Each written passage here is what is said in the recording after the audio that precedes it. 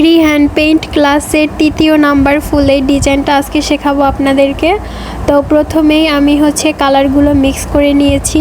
কমলা কালারটা নিয়েছি, হালকা কমলা কালার নিয়েছি, সাদা নিয়েছি, হলুদের সাথে একটু কমলা মিক্স করে যে একটু কাঠালি টাইপ কালার হয় ওই কালারটা করে নিয়েছি এবং সাথে নিয়েছিলাম সবুজ কালার। তো প্রথমেই আমি স্নোবল ফুলের জন্য মাঝের যে অংশটা থাকে ওই মাঝের অংশটা আমি এঁকে নিব। আপনারা জাস্ট আমার আঁকাগুলো লক্ষ্য করবেন। মাঝের অংশটা দেওয়ার জন্য আমি কমলা কালারটা নিয়েছি, আর এখানে কিন্তু মাঝের অংশটা আমি একদম গোলাকার করি নাই, একটু লম্বা টাইপের, সেটা দেখেই বোঝা যাচ্ছে। এরপরে আমি প্রথম অংশের পাপড়ি দেওয়ার জন্য হলুদ কালারটা নিয়েছি, যেটা একদম সরাসরি হলুদ কালার, ওই কালারটা নিয়েছি। এটা কমলার সাথে মিশে, মাঝের অংশটার সাথে মিশে সুন্দর একটা পাপড়ির মতো শেড এসেছে, একদম ন্যাচারাল লুক। এরপর হলুদের সাথে একটু সাদা মিক্স করে আমি দ্বিতীয় লাইনটা করে নিচ্ছি। একদম সেম টু সেম কালার দিয়ে লাইন করবেন না, তাহলে পাপড়িগুলো বোঝা যাবে না। এই যে আমি যে এখানে পাপড়িগুলো দিচ্ছি এটা কিন্তু স্পষ্টভাবে বোঝা যাচ্ছে। এরপর আসি তৃতীয় লাইনের পাপড়িতে, এটা দিয়েছি আমি সাদা কালার দিয়ে। আমার আর্ট করাগুলো একবার লক্ষ্য করেন, আর আমি কিভাবে তুলিটা ধরতেছি সেই দিকে লক্ষ্য রাখবেন, তাহলেই আপনারা এরকমভাবে পাপড়িগুলো দিতে পারবেন।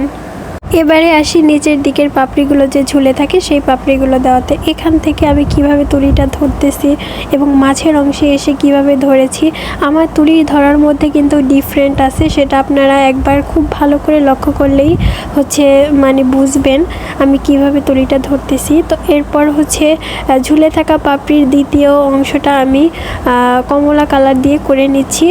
দেখেন একটা কালারের সাথে আর একটা কালার মিক্স হয়ে কিন্তু পাপড়ির মধ্যে চিকন চিকন লম্বা লম্বা শেড চলে আসছে, একদমই ন্যাচারাল যে পাপড়িগুলো হয় ওই রকম।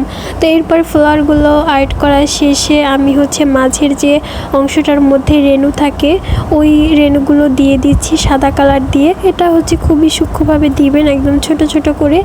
এখন একদম একটা জ্যান্ত ফুলের মতো লাগতেছিল। তো এরপর আমি এই ব্রাশটা দিয়ে পাতাটা আর্ট করে নিব।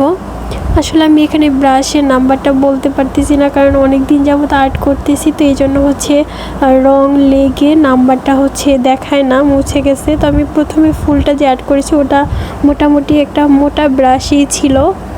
এখানে আমি ডার্ক সবুজ কালার দিয়ে পাতা দিয়ে দিয়েছি, আর ডার্ক সবুজের সাথে একটু শেড আনার জন্য হলুদ কালারটা ইউজ করেছি। এরকম দুইটা কালার বা 3-4টা কালার মিলিয়ে পাতা করলে কিন্তু পাতাগুলো অনেক বেশি সুন্দর হয়।